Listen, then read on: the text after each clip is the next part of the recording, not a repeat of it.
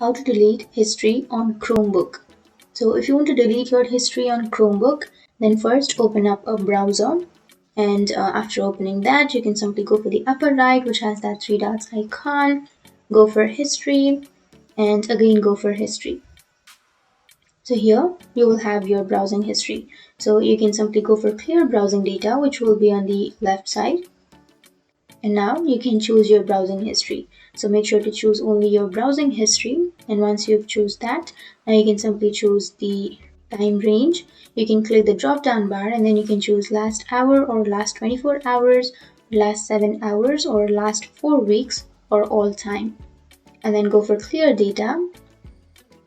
And once you click on clear data, your data will be cleared. So that's how you delete your history on your Chromebook. And if you have any questions, feel free to comment below. Thanks for watching.